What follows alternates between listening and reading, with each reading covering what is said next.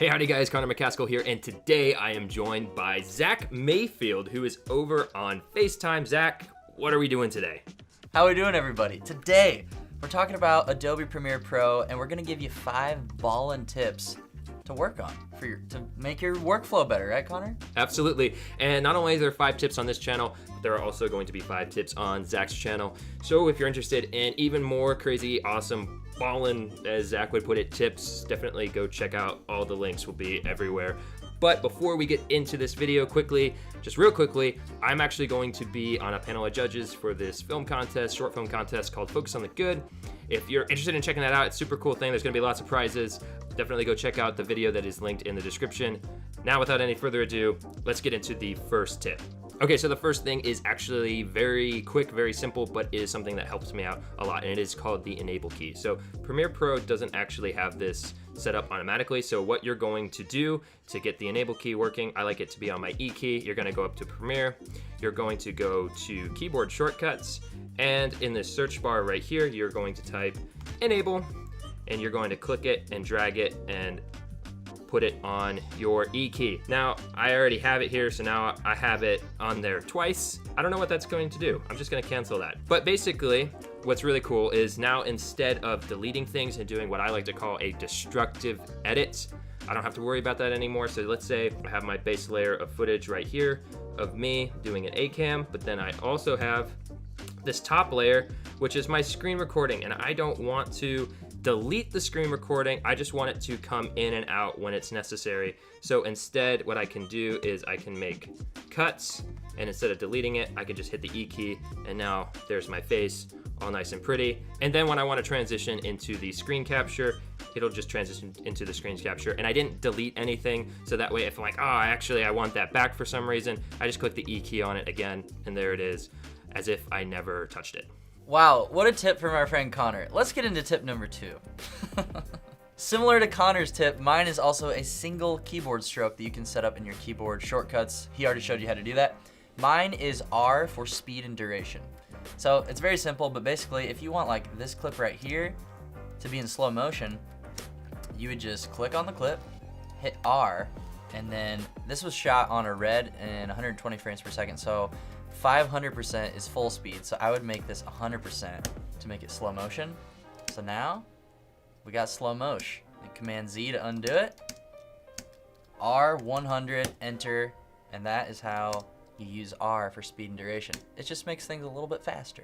Alrighty, so the third thing that I'm going to show you guys is how to extend the length of a song to any length at all, which is super powerful, especially when you're doing talking heads. For instance, let's say you have a talking head segment that's 3 minutes long, but your song's only 2 minutes long. Well, instead of manually cutting the song and trying to figure out, well, okay, where does this mash together and doing little fusing, you don't have to do any of that. I'm gonna show you a quick way to do it. Technically, I'm cheating because this is not just in Premiere, this is also in Audition, but I think you're gonna like it. So let's take this scenario, for instance. Let's say this is my talking head, which is 6 minutes and 43 seconds long. Now that's pretty long. I wouldn't normally do that, but let's just say 6 minutes and 43 seconds is how long I want this song to be right here. Alright, So guys, normally, I hope you enjoyed Jonathan's little bit about DaVinci Resolve. Hope you found that useful, but now let's go ahead and dive in. it's got a good vibe, and I want it to be 6 minutes and 43 seconds. So what I'm going to do is I'm going to highlight the song. I'm gonna go all the way up to the top to the edit tab window thing, and I'm gonna come over here to edit in Adobe Audition and select clip. If you select sequence, it's gonna select the whole sequence. You wanna select clip, that's very important. So what this is going to do is it's going to load that clip up in Adobe Audition. It's going to take a couple seconds because this is Adobe. All right, so now you are here. Now, this is not useful. We actually don't wanna be in this section of Audition. So what you're gonna do is you're gonna come up to the top left and click on multi-track. You're gonna title it something useful. Perfect, something useful, and you're going to click browse and make sure that you're saving it to wherever you want to save it. So for instance, I want this to be in the 5 Premiere tips, in music, choose, and okay. So now we're in a multi-track. So I'm going to drag that song that I had in Premiere. I'm going to highlight it, and I'm going to come over here in the properties tab and click on enable remix. It's going to analyze the clip.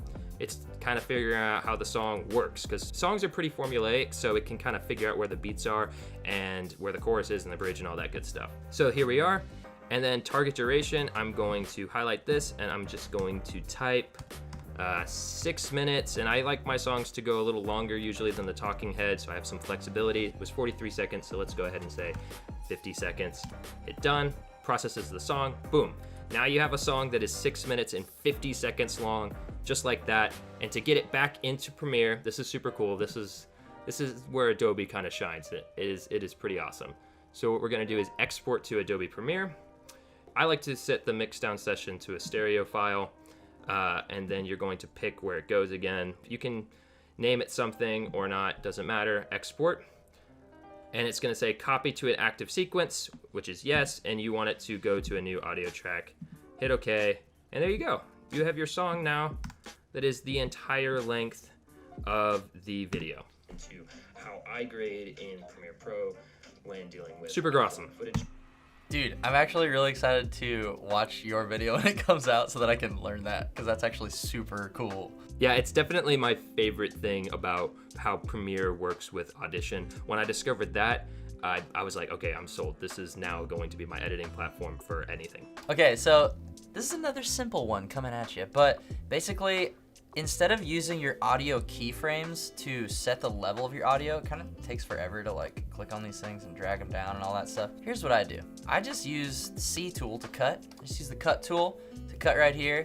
And then I have my crossfade set to Command 2. You can do that in your keyboard preferences. I just drag it out to how long I want the fade to be. And then I click on my clip, hit G for gain, and then I just set it to what I want it to be. Now you can hear the audio just slowly get quieter. Beautiful. So you can use that for vlogs or weddings, really anything if you need to do quicker audio edits. Alrighty, and to sum it up with one last tip, this one is actually an export tip. So I don't know if you guys have this frustration.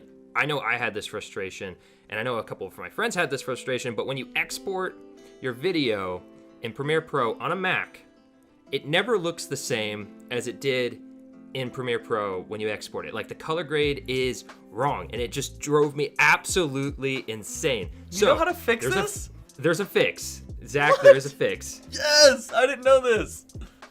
This is Adobe's fix anyway. So Adobe actually put this out. So what they have is they have a corrective gamma LUT that you apply, but you do not apply it in the actual editor. So I'm gonna show you how to get to it. So once you have your video done and you're ready to export it, you're just gonna do exactly that. So you're gonna go over to File, Export, Media, very simple, just like normal. But instead of just exporting it out like you do with your normal settings, you're going to go to this little Effects tab right here, and you're going to check this Illumetry Look / LUT, okay? And then you're going to go down into the description of this video and download the LUT that we'll link to.